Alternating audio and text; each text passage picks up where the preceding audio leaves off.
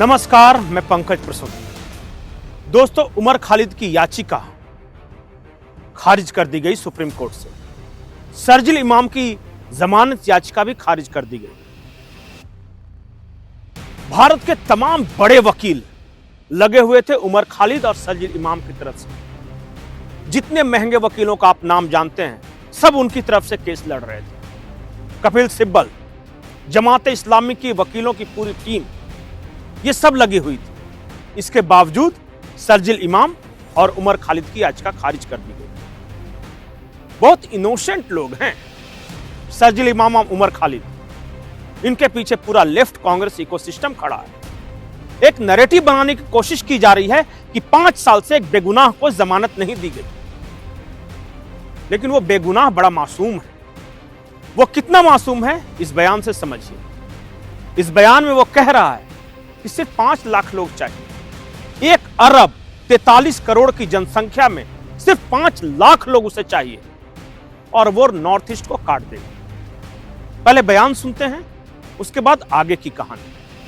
पहले भी शायद दर्ज कर चुका हूं। 5 लाख लोग हमारे पास हो ऑर्गेनाइज्ड, तो हम हिंदुस्तान और नॉर्थ ईस्ट को परमानेंटली कट कर सकते हैं।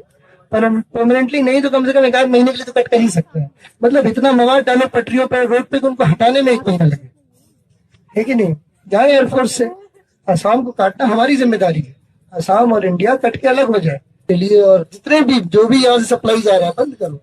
और वो बंद कर सकते हैं क्योंकि चिकन नेक्स्ट मुसलमानों का है। वो जो इलाका है मुस्लिम अक्सरियत है। नॉर्थ ईस्ट को काटना चाहता है सिर्फ 5 लाख लोगों के सहारे। उसका कहना है कि सिलीगुड़ी कॉरिडोर, जिसे चिकन नेक कहा जाता है, वहां मुसलमानों की आबादी ज्यादा है, इसलिए यह संभव है। मैं उमर खालिद और शरजील इमाम की कहानी सुनाऊंगा, लेकिन उसके पहले नॉर्थ ईस्ट से जुड़ी एक और कहानी सुनाता हूं, तब आप रिलेट कर सकिएगा। तारीख थी 3 सितंबर 1967। 1962 में चीन जीत चुका था। 1965 में पाकिस्तान को लगा कि चाइना से हारकर भारत का मनोबल टूटा हुआ है, इसलिए 1965 में उसने हमला किया। पाकिस्तान को हमने धूल चटाई, लेकिन चीन का मनोबल बढ़ा हुआ था। एक दर्रा है भारत चीन सीमा पर, जिसे कहते हैं नाथू ला। ला मतलब पास। अचानक चीन की ओर से धमकी दी गई कि रेजिला और नाथुला भारत खाली कर दे, क्योंकि वो हमारी भूमि है। अपने बड़े अधिकारियों के आदेश का पालन करते हुए रेजिला खाली कर दिया गया। लेकिन एक थोड़ा सनकी अफसर था, नाम था सौगत सिंह। उसने कहा कि नाथुला में हम ऊंचाई पर हैं, यह मैं खाली नहीं करूंगा। I object. यह 3 सितंबर की बात है। बाड़ लगाने का काम शुरू हुआ। 3 सितंबर को चीन के 100 सैनिक आए, भारत के 12 सैनिक। चीन ने ऑब्जेक्शन किया, यह बाड़ मत लगाओ, हमारी भूमि है। भारतीय सैनिकों ने विरोध किया। 2 दिन बाद, यानी 5 सितंबर 1967, चीन के 150 सैनिक आए, भारत के सिर्फ 60 सैनिक। चीनी सैनिकों ने पत्थरबाजी की। उन्हें लगा कि हारा हुआ भारत और हारी हुई भारतीय फौज, इसका मनोबल टूटा हुआ होगा, ये भाग जाएंगे।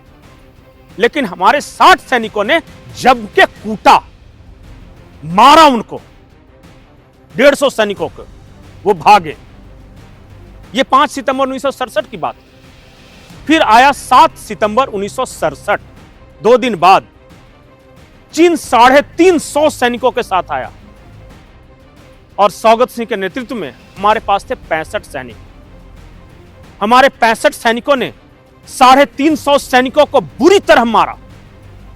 इतना मारा कि खदेड़ कर चाइना के बॉर्डर के अंदर जाकर मारा।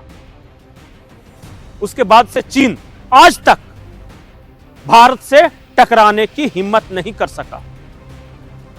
याद रखिएगा ये तारीख, 7 सितंबर 1967, नाथुला की लड़ाई, जो भारत के इतिहास के किताबों में कहीं नहीं पढ़ाई गई। 1962 की हार सबने पढ़ी, लेकिन नाथुला की लड़ाई के बारे में न चीन बताता है और न ही भारत। लेकिन हमारे 65 सैनिकों ने 350 चीनियों को बुरी तरह पीटा था। इतना पीटा कि वो दोबारा कभी हिम्मत नहीं कर सके। गलवान में मार खाए, नाथुला में मार खाए, वो भारत की विजय गाथा थी। और ये मैं कहानी क्यों सुना रहा हूं? क्योंकि कहानी शुरू हुई है नॉर्थ ईस्ट से। नॉर्थ ईस्ट पर चाइना कब्जा चाहता है। चीन का कहना है कि अरुणाचल हो या सिक्किम, वो चीन का हिस्सा है। सिक्किम की कहानी हमने बता दी, तो उसके बाद सिक्किम पर कभी भी चीन ने टेढ़ी नजर नहीं जमाई।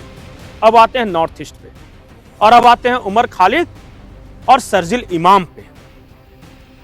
उमर खालिद और शरजील इमाम ने यह कहा कि नॉर्थ ईस्ट के अगर सिलीगुड़ी कॉरिडोर को हम काट दें तो भारत को अपाहिज बना सकते हैं।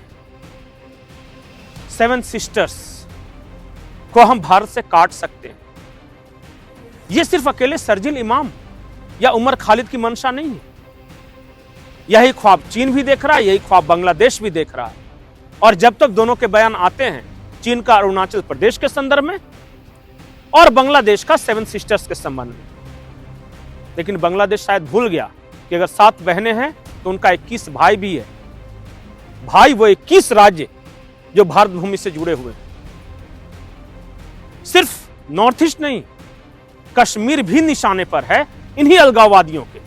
यही उमर खालिद, यही शरजील इमाम। उमर खालिद तो कहता है कि भारतीय फौज ने कश्मीर पर जबरन कब्जा कर लिया है और उसको जमानत दिलाने के लिए हमारे देश की मीडिया पागल हुई जा रही है, हमारे देश के महंगे वकील पागल हुए जा रहे हैं, हमारे देश के सो कॉल्ड सेकुलर पागल हुए जा रहे हैं, कांग्रेस अपने पैजामे से बाहर हुए जा रही है। आपको यकीन नहीं है? कश्मीर पर उमर खालिद का यह बयान सुनिए। Basically about against the occupation of Kashmir by the Indian state, and I make it very apparent here. I'm not from Kashmir, but I believe that what is happening in Kashmir is in an Indian occupation of Kashmir. What is happening in Kashmir is in an Indian occupation of Kashmir.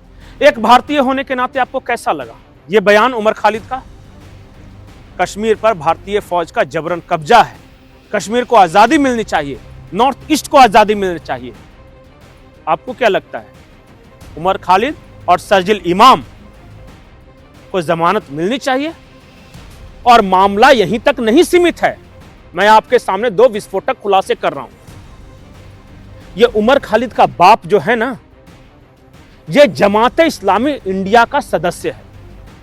Jamaat Islami Bharat वही संस्था जो चंदा कर हलाल economy के जरिए वकीलों की एक पूरी फौज खड़ी कर देता है आतंकवादियों को छुड़ाने के लिए, उसका सदस्य उमर खालिद का बाप सैयद कासिम खालिद। यह अमेरिका तक पहुंच गया, न्यूयॉर्क का मेयर बना है एक और मुस्लिम, ममदानी।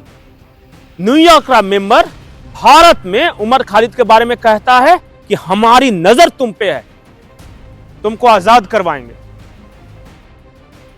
ममदानी का उमर खालिद से क्या संबंध है? संबंध है, सीमी का सदस्य है उमर खालिद का बाप, जमाते इस्लामी का सदस्य है उमर खालिद का बाप, और हमारे यहां के लेफ्ट लिबरल कांग्रेस इकोसिस्टम ने उमर खालिद के बाप को न्यूयॉर्क पहुंचा दिया और ममदानी से मिला दिया। बात मुस्लिम यूनिटी की है, बात भारत को तोड़ने की है।